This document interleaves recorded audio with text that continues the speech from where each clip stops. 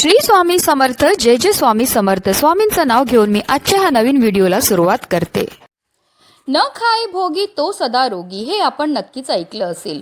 याचा अर्थ असा आहे की आनंद घेणारा व उपभोगणारा.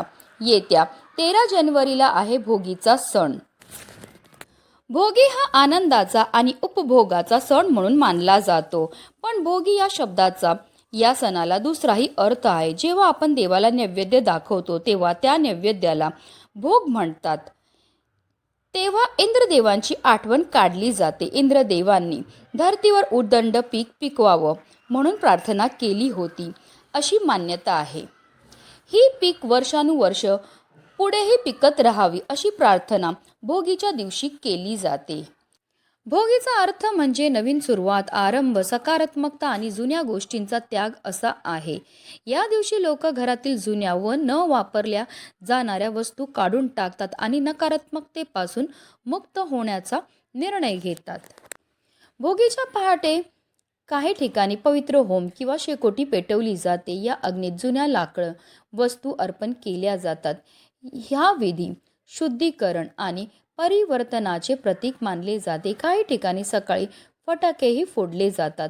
लहान मुलांना पारंपरिक पोशाख घातला जातो. लहान मुलांना सजवून त्यांच्यावर हरभरे, ऊस, गूळ, नाणी आणि फुलांच्या पाकळ्यांचा वर्षाव केला जातो. या विधीमुळे मुलांचे आरोग्य चांगले राहावे, दीर्घायुष्य लाभावे आणि वाईट नजरेपासून संरक्षण व्हावे अशी भावना आहे. भोगी हिवाळ्यात येते. या ऋतूत विविध प्रकारच्या भाज्या येतात, तसेच शेताला नवीन बहार येतो. घरात भोगीची भाजी बनवली जाते. यात प्रामुख्याने हरभरा, पावटा, घेवडा, वांगे, गाजर, कांद्याची पात, शेंगदाणे, वाटाणा, चाकवत, फ्लावर आदी भाज्या वापरल्या जातात. भोगीच्या भाजीसोबत तीळ लावलेली बाजरीची भाकरी, लोणी, पापड, वांगी, भरीत, चटणी आणि खमंग खिचडी खाण्याची प्रथा आहे. तसेच भोगीच्या भाजीचा आणि तीळ लावलेल्या बाजरीच्या भाकरीचा नैवेद्य हा देवांना सुद्धा दाखवला जातो. धार्मिकदृष्ट्या हा दिवस अतिशय महत्त्वाचा असल्यामुळे या दिवशी काही प्रभावी उपाय आणि सेवा देखील केल्या जातात. आणि म्हणूनच भोगीच्या दिवशी तुम्ही तीर्थक्षेत्री नाही गेले तरीही चालेल, पण आंघोळीच्या पाण्यामध्ये टाका. ही वस्तू टाकल्यामुळे आपल्यामध्ये असणारे जेवढे पण वाईट भोग आहेत, दोष आहेत, अडचणी आहेत, त्या तर दूर होणारच आहेत. पण आपल्या घराची, आपल्या मुलांची, आपल्या पतीची भरभरून अशी प्रगती होणार आहे. तर ती कोणती वस्तू टाकायच्या, कोणत्या वेळेत टाकायची, त्याबद्दल सविस्तर आणि महत्त्वाची अशी माहिती मी तुम्हाला या व्हिडिओमध्ये देणार आहे. तर व्हिडिओ पूर्ण पहा. आणि जर तुम्ही माझ्या चॅनलवर नवीन असतील तर चॅनलला सबस्क्राईब करा आणि शेजारी बेल आयकॉन सुद्धा प्रेस करा, जेणेकरून तुम्हाला माझ्या नवनवीन व्हिडिओचं नोटिफिकेशन हे मिळत राहील आणि तुम्ही एक पण व्हिडिओ मिस करणार नाही. कमेंटमध्ये ओम नमो भगवते वासुदेवाय नमः लिहायला अजिबात विसरू नका. आता भोगीच्या दिवशी आपल्याला सकाळी लवकर उठायचं आहे. अगदी तुम्ही ब्रह्ममुहूर्तावर उठले तरीही चालणार आहे, कारण असं म्हटलं जातं ब्रह्ममुहूर्तावर आपण जे पण कार्य करतो त्यामध्ये आपल्याला अनंत पटीने पुण्यफळ हे प्राप्त होत असतं. भोगीच्या दिवशी अभ्यंग स्नानाला विशेष महत्त्व हे दिलं जातं.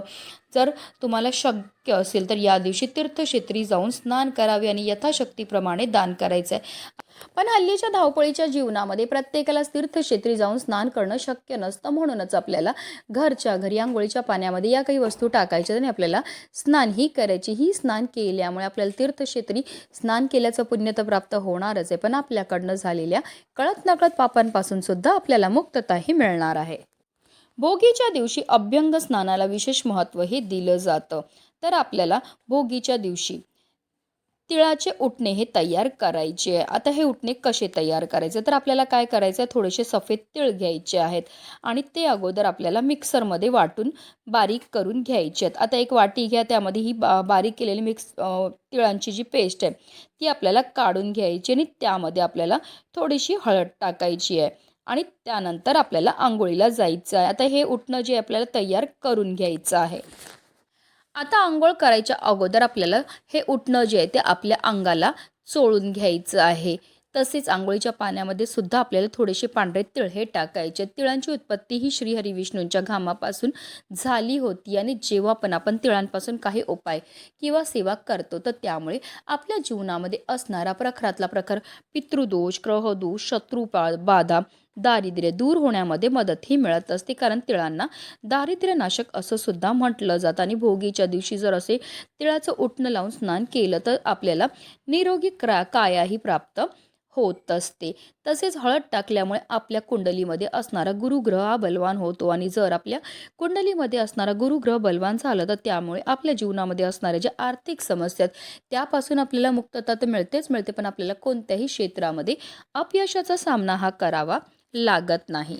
तर या वस्तू आपल्याला आंघोळीच्या पाण्यामध्ये टाकायचे आणि आपल्याला स्नानही करायचे. पण बऱ्याचदा लोक चुकीच्या पद्धतीने स्नान करतात, त्यामुळे सुद्धा त्यांना केलेल्या उपायाचं कोणतंही शुभफळ प्राप्त होत नाही. म्हणून आपल्याला काय करायचं आहे, सर्वप्रथम 1 मग पाणी आपल्या उजव्या खांद्यावर टाकायचं, 1 मग पाणी डाव्या खांद्यावर टाकायचं, आणि त्यानंतर आपल्याला डोक्यापासून स्नानही करायचे. घरातील मोठ्यात मोठ्यापासून लहानात लहानाने प्रत्येकाने भोगीच्या दिवशी केस हे धुवायचे आहेत. असं म्हटलं जातं, जेव्हा भोगीच्या दिवशी आपण केसापासून स्नान करतो तर आपल्यामुळे जीवनामध्ये असणारे जे वाईट भोग आहेत त्यापासून आपल्याला मुक्तता मिळण्यामध्ये मदतही मिळत असते. आपल्यामध्ये असणारी जेवढी पण नकारात्मकता आहे, आजारपण आहे, ते देखील दूर होण्यामध्ये मदतही मिळत असते.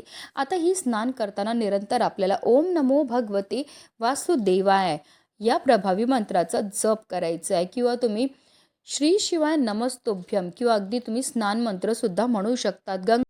गंगे च यमुने च गोदावरी सरस्वती नर्मदे सिंधू कावेरी जलस्मिन्स निधी कुरु हा स्नान मंत्र आहे. जेव्हा आपण आंघोळीच्या पाण्यामध्ये या वस्तू टाकतो त्याचबरोबर मंत्राचा जप करतो, त्यामुळे आपल्या तनाबरोबर आपल्या मनाची सुद्धा शुद्धीही होत असते, आणि पवित्र तनाने पवित्र मनाने केलेल्या प्रत्येक कार्यामध्ये आपल्याला 100 पटीने पुण्यफळ हे प्राप्त होत असतं. भोगीच्या दिवशी अभ्यंग स्नानाला विशेष महत्त्व हे दिलं जातं. प्रत्येकाने आवर्जून याच पद्धतीने ही स्नान ही करायची. आता प्रत्येक भागाच्या हिशोबाने वेगवेगळ्या पद्धती असतात. आता आमच्या इथे अशी पद्धत आहे, त्यामुळे आम्ही या पद्धतीने स्नान ही करत असत. तुमच्या इथे जशी पद्धत असेल त्याप्रमाणे तुम्हाला भोगीचा सण हा साजरा करायचा आहे. जेव्हा आपण आंघोळीच्या पाण्यामध्ये या वस्तू टाकतो तर त्यामुळे आपल्या जीवनामध्ये असणारा प्रखरातला प्रखर पितृदोष, ग्रहदोष, शत्रुपीडा, दारिद्र्य दूर होतं, आणि आपल्या संपूर्ण कुटुंबाची भरभरून अशी प्रगती व्हायला लागते. म्हणूनच व्हिडिओ जास्तीत जास्त लोकांपर्यंत शेअर करा, जेणेकरून प्रत्येकाच्या आयुष्याचं कल्याण हो, हीच मनामध्ये इच्छा. श्री स्वामी समर्थ. जय जय स्वामी समर्थ.